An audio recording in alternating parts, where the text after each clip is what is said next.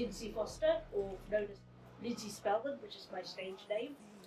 I'm 39 years old, live in Barry, been part of Hijinks for quite a good few years, and I started as Heather in Housemates. Hello, my name's Gareth. I am 32. I am a high-risk actor, and I play a part of Alan Duncan in Housemates. Hello. My name is Matthew. I'm Matthew Mullins. I'm 30. I'm 34. I'm 35 years old, and I play John in our latest in the Housemates. Hello, my name is Richard Newland. I am the ripe old age of 35, and I'm from Rutherglen Tap, and I'm associate artist and actor of Housemates Theatre, and I play the role of Dr. Cooper. Okay. So the next one is, what is Housemates about? What is Housemates about? It's about a young lad called Jim Manson who meets this other lad, Alan Duncan, who changes his life and the world. And also it's about Ely Hospital in the 70s. And it's based on a true story as well. So basically, what you're looking at, it's not really fiction. It's history in a sense. It's history which I still don't get why they don't teach you it in school. I think it's an important part of history that should be taught, and I'm glad that we get the chance to show that history to the world. Yeah, it's about rebellion, freedom, and triumph against adversity. In many ways, it's sort of a metaphor of today, in a sense, because today, I mean, now more than ever, people with disabilities are being oppressed by, people above and that, and it's, if anything, it's this. I like to think this play teaches us to, don't let those who oppress push us down, and we need to fight back and actually fight for our rights. Yeah. And it's really horrible as well. There are dark moments in there. Yeah. Sometimes. What is the message in your show? What's the message in our show? I guess the biggest, I suppose one big message I think there's few, like one is asylums are the worst ideas in the history of mankind to ever exist. And also I think one massive message is don't give up, always fight for what you believe in, fight against injustice in any way you can, whether it's through theatre or otherwise. So teaches history, but also the biggest lesson is just don't let all those horrible people put you down, fight back if you do. Yeah. How did the idea to turn this into a show come about? Well, actually, it started a few years ago during the lockdown. It was originally an audio play at the start of it. Yeah, and I think how it came about as well was, the author Tim looked at documents, I think, from I think it was Jim Mansell's obituary or something like that, and looked at different documents like that about Duncan, and basically the more he looked at, the more this story started to form. Looking through his documents, some of the best stories do. You look at documents and form a story based on those documents, and then through many explorations, like Manon said, through radio, and then suddenly to this play. I think it's amazing what you discover along the way. Even though it's history, there's also lots of things you can explore around that story too. Yeah, it's an important story. Oh God, big time. Yeah.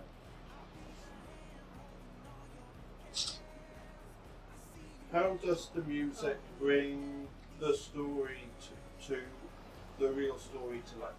How does the music bring real story to life? Well, I haven't not given too much away by saying some of the kind of music you hear, things like there's a lot of Slade, you hear T-Rex,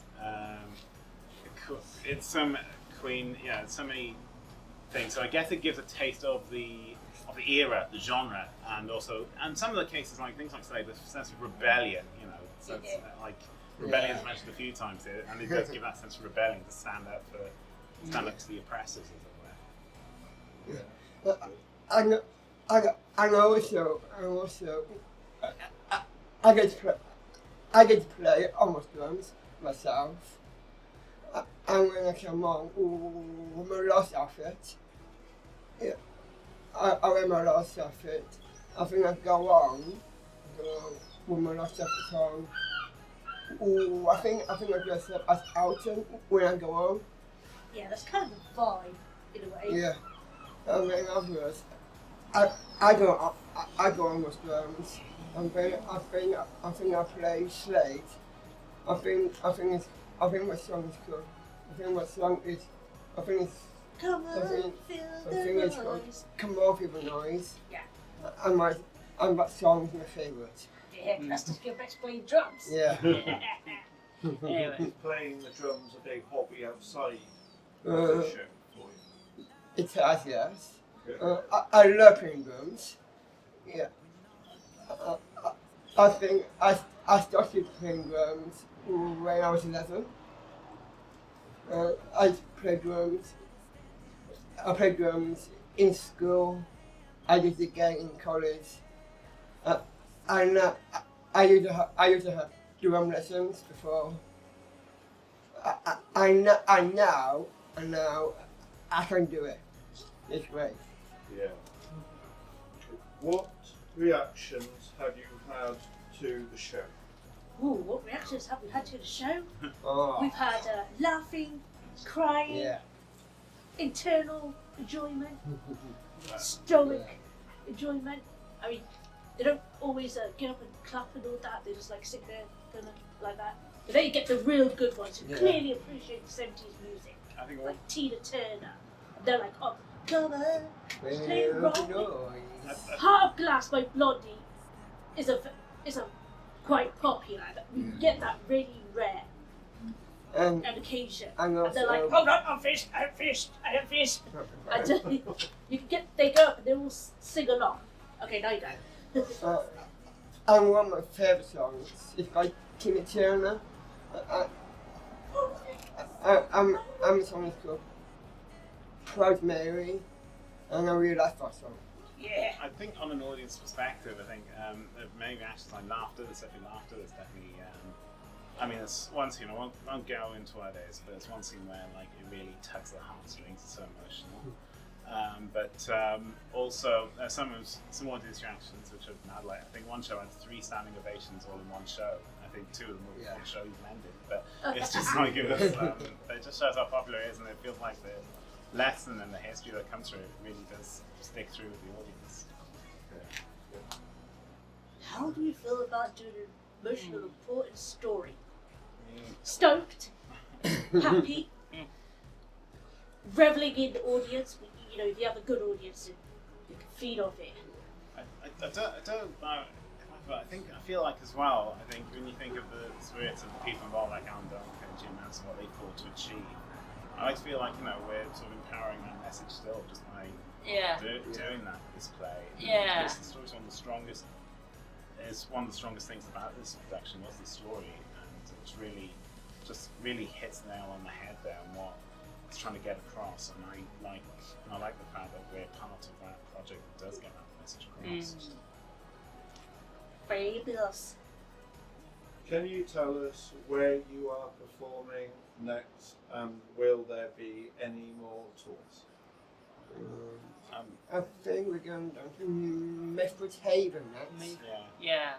That's I think it's from the 2nd till the performances are from the 2nd till the 4th of April, and I think there are others later in the year. I don't know all the details. Fingers of that, crossed. But, I made a wish. if you want to know wish you well. But if you want to know what the next one is, Milford Haven. Yeah, as Gareth said, Yeah. Milford Haven is the next one. So. Okay, everyone, so you're looking for a show that really gives a lot of history, a history that's not taught in schools, and brings a lot of humour, emotion, and a lot of politics. I need to say that one because I'm trying to get my dad in here. Then come along to Housemates right now in Aberystwyth. You can't miss it. Come and see the show.